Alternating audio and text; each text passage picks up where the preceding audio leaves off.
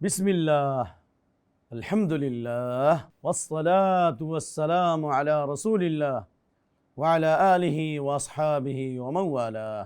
ناظرین کرام، السلام علیکم ورحمۃ اللہ وبرکاتہ۔ تفسیر قرآن کے اس دلکش، حسین اور پربہار پروگرام میں دل کی گہرائیوں سے آپ کا استقبال کرتے ہیں۔ اہلاً و سہلاً مرحبا بکم۔ میں آپ کی خدمت میں آج یہ پیش کرنا چاہتا ہوں کہ قرآن کریم کی اثر انگیزی، دل پذیری اور اس کے نمایاں اثرات انسانی زندگی پر کس قدر ظاہر ہوتے ہیں، اور ماضی میں اس قرآن کریم کی تاثیر اور اس کے نمایاں اثرات سے کیا کیا انقلابات آئے، انفرادی زندگی میں بھی اور اجتماعی زندگی میں بھی۔ تو آئیے میں آپ کو یہ پیغام دیتا ہوں۔ اسی قرآن کریم کی تاثیر تھی کہ عمر بن خطاب رضی اللہ تعالیٰ عنہ ایمان کے نور سے منور ہو گئے۔ اسی قرآن کی تاثیر سے جو اسلام کے دشمن اور اسلام کے سخت مخالف تھے، انسانیت کے علم بردار بن گئے، غمگسار بن گئے اور دین متین کے پاسبان بن گئے، دین اسلام کے بہترین مسیحا بن گئے۔ یہ عمر بن خطاب ہیں جنہوں نے قرآن کی آیتیں سنی تھی، ان کی زندگی میں انقلاب آ گیا۔ یہ طفیل بن عمرو الدوسی جنہوں نے کانوں میں روئی ڈال رکھا تھا کہ ہم قرآن نہیں سنیں گے، لیکن اللہ کے نبی صلی اللہ علیہ وسلم نے جب قرآن کی تلاوت فرمائی اور قرآن کریم کی آواز ان کے کانوں سے ٹکراتے ہوئے دل کے اندر پہنچ گئی، روئی کو نکالا اور وہیں دل کھو بیٹھے اور فوراً اشہد ان لا الہ الا اللہ واشہد ان محمد رسول اللہ کا اقرار کر لیا۔ طفیل بن عمرو الدوسی اسلام لانے کے بعد اسلام کے داعی بن کر جاتے ہیں، امن و سلامتی کا پیغام لے کر جاتے ہیں، دین حق کے علمبردار بن کر کے جاتے ہیں۔ ان کی تبلیغ سے ابو ہریرہ رضی اللہ تعالیٰ عنہ مسلمان ہو گئے، اور طفیل بن عمرو الدوسی نے جب قرآن کی تبلیغ کی تو اللہ کے نبی صلی اللہ علیہ وسلم نے قبیلہ دوس کے لیے دعا فرمائی، پورے قبیلے کے لوگ مسلمان ہو گئے۔ اسی قرآن کی تاثیر تھی کہ ابو ہریرہ رضی اللہ عنہ ایمان لانے کے بعد جب نبی صلی اللہ علیہ وسلم کی خدمت میں حاضر ہوتے ہیں کہ میری ماں ابھی تک ایمان نہیں لائی ہے، آپ نے دعا فرمائی، آپ کی دعا کی تاثیر سے حضرت ابو ہریرہ رضی اللہ تعالی عنہ کی ماں کو ہدایت مل گئی۔ اسی قرآن کی تاثیر تھی کہ ابو ہریرہ ایمان لانے کے بعد نبی صلی اللہ علیہ وسلم کے خادم خاص بن گئے، قرآن کے حافظ اور حدیث کے ممتاز حافظ بن گئے، بلکہ امت کے حدیث کے سب سے بڑے حافظ بن گئے۔ 5275 حدیثیں انہوں نے یاد کی۔ لیکن یہ قرآن کی برکت تھی کہ اللہ تعالیٰ نے ابو ہریرہ رضی اللہ تعالیٰ عنہ اور ان کی ماں کی محبت تمام ایمان والوں کے دلوں میں ڈال دی، اور تمام ایمان والوں کی محبت ان کے دلوں میں ڈالی۔ دلیل صحیح مسلم شریف، آپ صلی اللہ علیہ وسلم نے دعا فرمائی، اے اللہ ابو ہریرہ اور ان کے ماں کی محبت لوگوں کے دلوں میں پیدا فرما اور ایمان والوں کی محبت ان کے دلوں میں پیدا فرما۔ حضرت ابو ہریرہ کہتے ہیں فما خلق یرانی ولا سمعنی الا حبنی، جو بھی مجھے دیکھتا ہے اور جو بھی میرے بارے میں جانتا ہے اور جو سنتا رہے گا وہ سب کے سب مجھ سے محبت کریں گے۔ یہ کس کی تاثیر تھی؟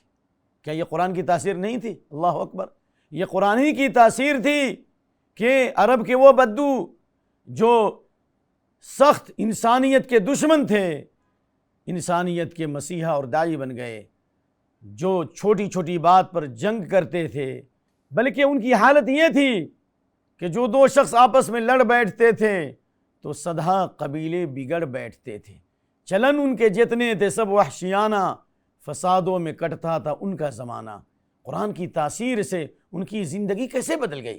اسی لیے حضرت جبیر بن مطعم کہتے ہیں، بخاری شریف کے مختلف ابواب میں یہ حدیث موجود ہے، کتاب التفسیر میں بھی یہ روایت موجود ہے۔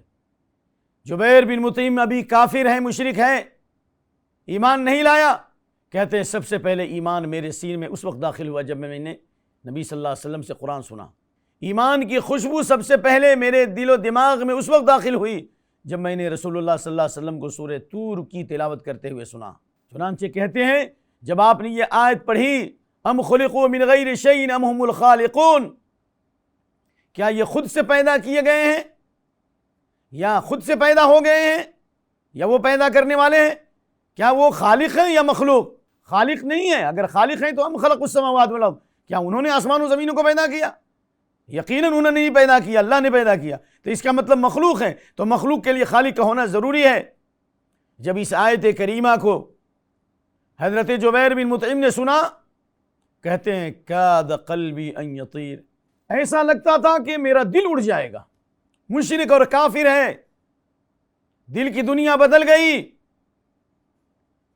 اور یہ تو ایمان لے آئے، لیکن اسلام کے جو سخت ترین دشمن تھے، ابو جہل جو اسلام کا دشمن تھا، قرآن کریم کی تاثیر تھی کہ چھپ کر کے قرآن سنا کرتا تھا۔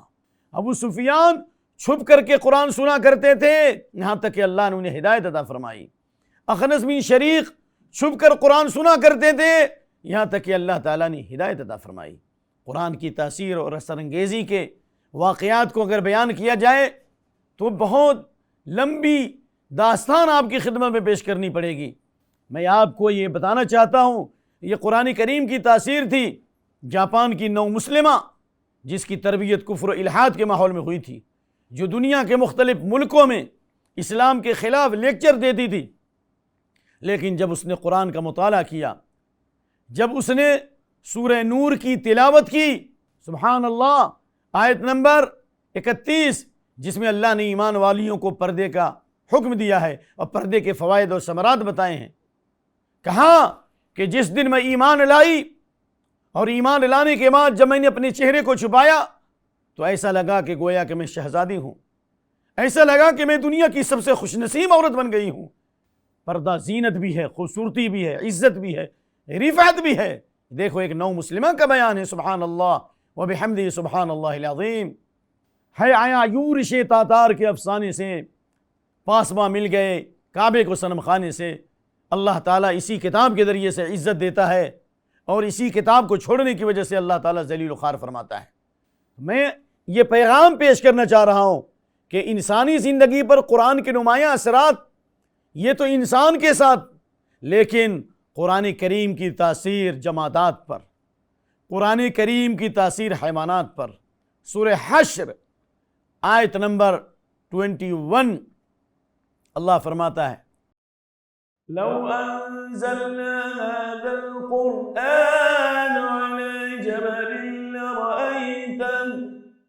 لرأيته خاشعا متصدعا من خشية الله وتلك الأمثال نضربها للناس لعلهم يتفكرون۔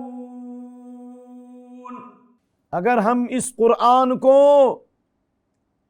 کسی پہاڑ پر اتار دیتے تو آپ دیکھتے کہ وہ پہاڑ جو اپنی سختی اور صلابت میں اپنی مثال آپ ہے، اللہ کے خوف سے، اس کی ہیبت سے، اس کی عظمت سے ریزہ ریزہ ہو جاتا، پاش پاش ہو جاتا، ٹکڑے ٹکڑے ہو جاتا۔ یہ مثالیں ہم لوگوں کے لیے بیان کر رہے ہیں تاکہ لوگ غور و فکر سے کام لیں۔ قرآن کریم کی تاثیر پہاڑ پر۔ سوال یہ ہے کہ پہاڑ تو ایک جامد چیز ہے، نہ وہ پہاڑ سنتا ہے، نہ بولتا ہے، نہ دیکھتا ہے، پھر پہاڑ ریزہ ریزہ کیسے ہوتا بھائی؟ اس سلسلے میں مفسرین کی دو رائے ہیں۔ پہلی رائے یہ ہے کہ اگر اللہ پہاڑ میں قوت گویائی پیدا کر دے، پہاڑ میں اگر اللہ زندگی پیدا کر دے تو پہاڑ بھی ٹکڑے ٹکڑے ہو جاتا اللہ کے خوف سے۔ دوسری تفسیر یہ ہے کہ اللہ نے فرمایا وَمَا أُوتِيتُم مِّنَ الْعِلْمِ إِلَّا قَلِيلًا، تمہیں بہت کم علم دیا گیا ہے۔ وَإِن مِّن شَيْءٍ إِلَّا يُسَبِّحُ بِحَمْدِهِ وَلَٰكِن لَّا تَفْقَهُونَ تَسْبِيحَهُمْ، کائنات کی تمام چیزیں اللہ کی تسبیح بیان کرتی ہیں لیکن تم سمجھتے نہیں ہو۔ پہاڑ میں بھی احساس اور ادراک کی صلاحیت ہے۔ دلیل أَلَمْ تَرَ أَنَّ اللَّهَ يُسَبِّحُ لَهُ مَن فِي السَّمَاوَاتِ وَمَن فِي الْأَرْضِ وَالشَّمْسُ وَالْقَمَرُ وَالنُّجُومُ وَالْجِبَالُ وَالشَّجَرُ وَالدَّوَابُ، زمین اور آسمان کی تمام چیزیں اللہ کی تسبیح بیان کرتی ہیں۔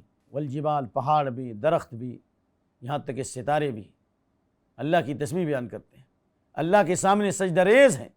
تو پہاڑ میں بھی احساس و ادراک کی صلاحیت ہے، لہذا یہ پہاڑ بھی اللہ کے خوف سے ریزہ ریزہ ہو جاتا۔ اور اسی لیے اللہ کے نبی صلی اللہ علیہ وسلم جب اپنے چند صحابہ کے ساتھ احد پہاڑ پہ گئے، احد پہاڑ حرکت کرنے لگا۔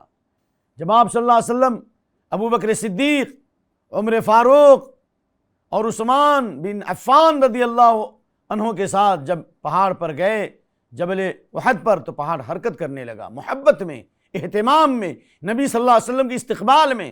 آپ نے فرمایا اثبت یا احد، اے پہاڑ حرکت مت کر، تو جان لے فإن علیک نبی و صدیق و شہیدان، جان لے کہ تیرے اوپر ایک نبی ہے اور ایک صدیق ہے اور 2 شہید ہے۔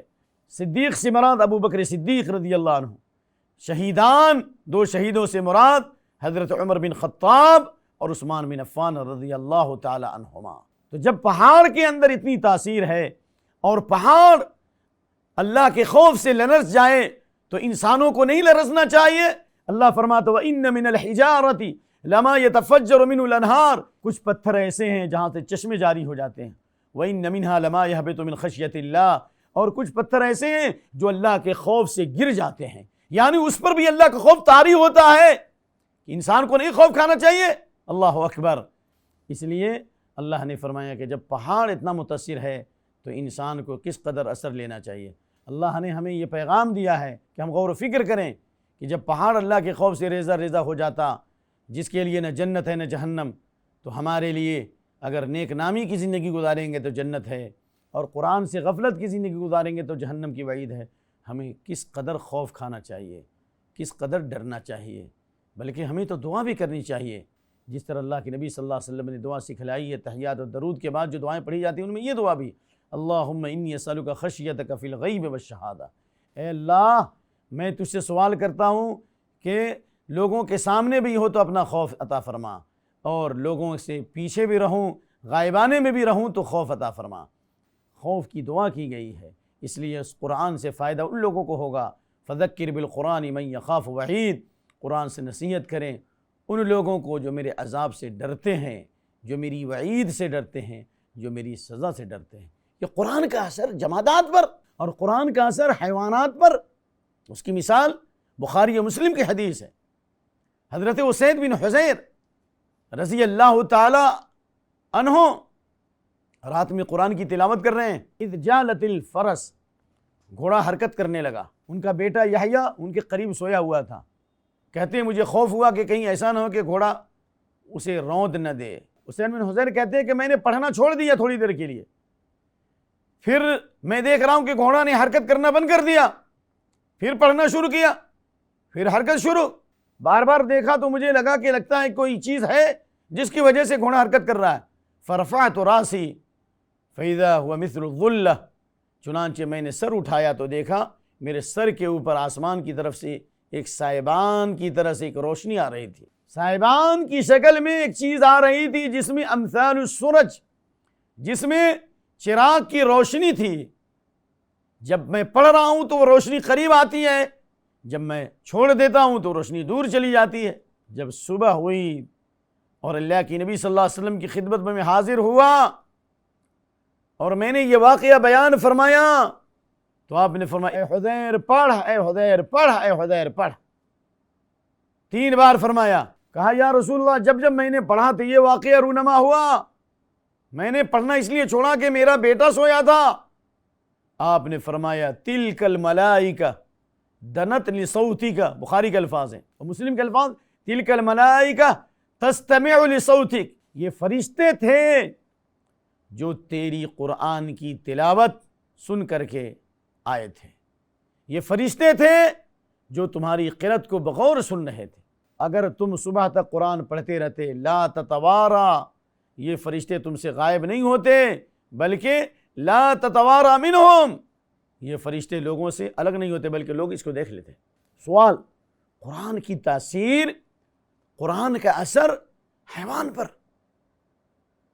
جو غیر مکلف ہے، اس کا حساب و کتاب نہیں ہے، تو ہمارے قلب پر اثر کیوں نہیں ہے؟ اس لیے نہیں کہ تیرے ضمیر پر جب تک نہ ہو نزول کتاب، تیرے ضمیر پر جب تک نہ ہو نزول کتاب، گرہ کشا ہے نہ راضی نہ صاحب کشاف۔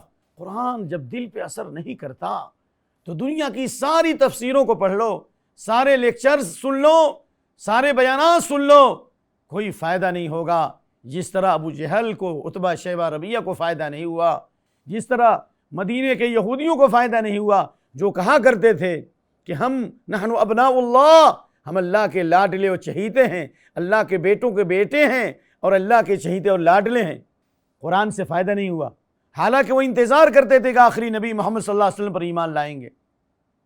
وَلَمَّا جَاءَهُمْ رَسُولٌ مِّنْ عِندِ اللَّهِ مُصَدِّقٌ لِّمَا مَعَهُمْ وَكَانُوا مِنْ قَبْلِ يَسْتَفْتِحُونَ عَلَى الَّذِينَ كَفَرُوا فَلَمَّا جَاءَهُمْ مَا عَرَفُوا كَفَرُوا بِهِ فَلَعْنَةُ اللَّهِ عَلَى الْكَافِرِينَ۔ وہ اس بات کے منتظر تھے، وہ انتظار میں تھے کہ آخری نبی محمد آئیں گے صلی اللہ علیہ وسلم، ان پر ایمان لائیں گے اور ان کی امامت اور قیادت میں ہم دنیا کو فتح کر لیں گے، لیکن ان کے دلوں میں بیماری تھی، ان کے دلوں میں کبر تھا، ان کے دلوں میں حسد تھا، کیونکہ نبی صلی اللہ علیہ وسلم جب آ گئے تو انکار کر دیا۔ کیوں؟ بغین، بئس ما اشتروا به انفسهم ان یکفروا بما انزل اللہ، بغین، حسد، کہ ہمارے خاندان سے کیوں نہیں آئے، بنو اسحاق سے کیوں نہیں آئے، بنو اسماعیل سے کیوں آئے، اس بنیاد پر انکار کیا۔ حالانکہ اللہ نے فرمایا الذین آتیناہم الکتاب یعرفونہ کما یعرفون ابناءہم، جن کو اللہ تعالیٰ نے کتاب دیا یعنی توریت انجیل، کہتے ہیں وہ اس طرح پہچانتے ہیں۔ اللہ نے فرمایا کہ یہودیوں کے بارے میں کہ جن کو ہم نے کتاب دی ہے یعنی توریت، یعرفونہ، قرآن کو پہچانتے ہیں، صاحب قرآن کو پہچانتے ہیں، نبی کو پہچانتے ہیں، کما یعرفون ابناءہم، جس طرح اپنے بیٹوں کو پہچانتے ہیں۔ کیوں نہیں ایمان لائے؟ دل میں بیماری تھی، دل میں روگ تھا، تکبر اور غرور تھا۔ اس لیے اگر ہمارے دل میں بھی تکبر غرور ہے کبھی قرآن سے فائدہ نہیں ہوگا۔ جس طرح حضرت مجاہد نے کہا دو آدمی کبھی عالم نہیں ہو سکتا، قرآن سے فائدہ نہیں اٹھا سکتا، دین سے فائدہ نہیں اٹھا سکتا۔ لا يطلب العلم مستحی ولا متکبر، حیا رکھنے والا، شرم کرنے والا، جو دین کی تعلیمات حاصل کرنے میں شرم کرے وہ فائدہ نہیں اٹھائے گا۔ اسی طرح تکبر کرنے والا، یہودیوں میں تکبر تھا، اس لیے اللہ تعالیٰ نے ان پر لعنت کی اور اللہ نے ان سے یہ نعمت چھین لی، اور اللہ نے وہ نعمت چھین کر کے امت محمدیہ کو دیا ہے۔ آئیے میں بخاری کی وہ روایت ذکر کرتا ہوں جسے سن کر آپ خوش ہو جائیں گے کہ اللہ نے آپ کو قرآن کے نور سے منور کر دیا، اللہ نے آپ کے لیے ہدایت کا فیصلہ فرما دیا۔ آپ صلی اللہ علیہ وسلم نے فرمایا لو آمن بی عشرۃ من الیہود لآمن بالیہود، اگر میرے اوپر 10 یہودی ایمان لے آئیں تو سارے یہودی ایمان لے آئیں گے۔ سب سے کم ایمان لانے والے یہودی ہیں، کیوں؟ حسد کی وجہ سے، تکبر کی وجہ سے، غرور کی وجہ سے، دل کی بیماریوں کی وجہ سے۔ اللہ نے فرمایا وقالوا قلوبنا غلف بل لعنهم اللہ بکفرہم فقلیلا ما یؤمنون، انہوں نے کہا کہ ہمارے دلوں پر تالے پڑے ہوئے ہیں، ہم نہیں سنیں گے، ہم سن نہیں سکتے۔ ہمارے دلوں پر، جس طرح مشرکین کہتے ہیں ہمارے دلوں پر پردے پڑے ہوئے ہیں، ہم نہیں سن سکتے، جس کی طرف بلا رہے ہم نہیں سن سکتے۔ تو اللہ نے کہا کہ وہ کہتے ہیں کہ ہمارے دلوں پر پردے پڑے ہوئے ہیں۔ اللہ نے کہا بل لعنہم اللہ، بلکہ اللہ نے ان پر لعنت کی ہے، بکفرہم، ان کے کفر کے سبب، فقلیلا ما یؤمنون، وہ سب سے کم ایمان لانے والے ہیں۔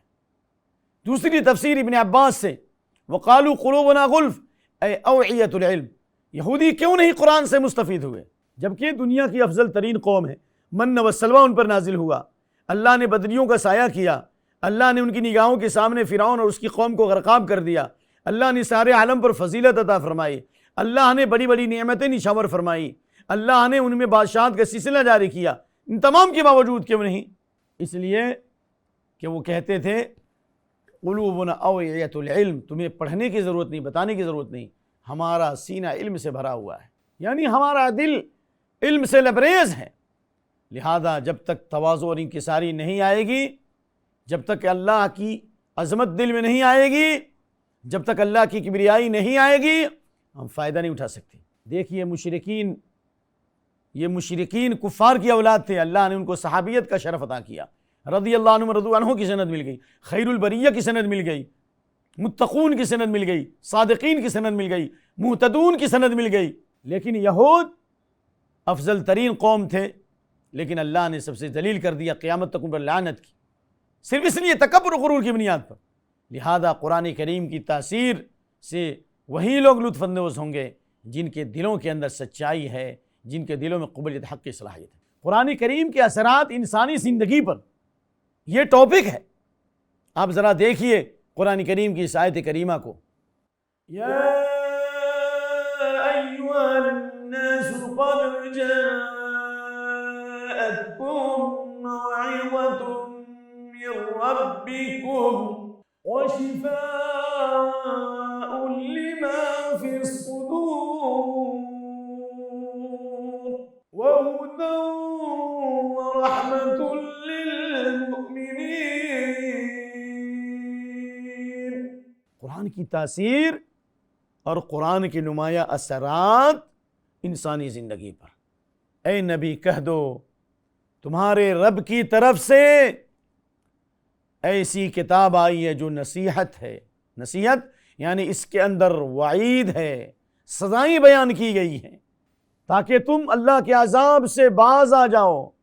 اس میں وعید ہے، اس میں بشارتیں ہیں تاکہ خوشخبری پا کر جنت کی طرف آؤ اور وعید سن کر جہنم کے راستے سے بچو. نمبر 2 شفاء لما فی الصدور، یہ دلوں کے لیے شفا ہے، دل کی بیماری کے لیے شفا ہے. یعنی دل میں جو شبہات اور شہوات ہیں، دل میں جو کینہ کپٹ اور بغض حسد ہے، جس قدر قرآن پڑھیں گے آپ کے دل میں صفائی ہوگی. شفاء و رحمت المؤمنین، شبہات اور شہوات سے شفا ہے. ورحمت للمؤمنین، اور ایمان والوں کے لیے رحمت بھی ہے. یہ قرآن کی تاثیر ہے. تو کیا کرنا چاہیے ہمیں؟ قل بفضل اللہ وبرحمتہ، اللہ کے فضل اور اس کی رحمت سے ہمیں خوش ہونا چاہیے. یہ بہتر ہے ان تمام چیزوں سے جو دنیا کے لوگ جمع کر رہے ہیں. ناظرین کرام، یہ ایپیسوڈ مکمل ہو رہا ہے. انشاءاللہ العزیز دوسرے ایپیسوڈ میں انسانی زندگی پر قرآن کے نمایاں اثرات اور قرآن کریم کی تاثیر سے کتنے مریض شفا یاب ہو گئے، اس کے چند حقائق اور اس سلسلے میں چند اہم ترین واقعات آپ کی خدمت میں پیش کروں گا، جس سے اندازہ ہوگا کہ قرآن کریم سے کس قدر لوگوں کو فائدہ ہو رہا ہے اور کس قدر لوگ شفا یاب ہو رہے ہیں. وباللہ التوفیق. السلام علیکم ورحمۃ اللہ وبرکاتہ.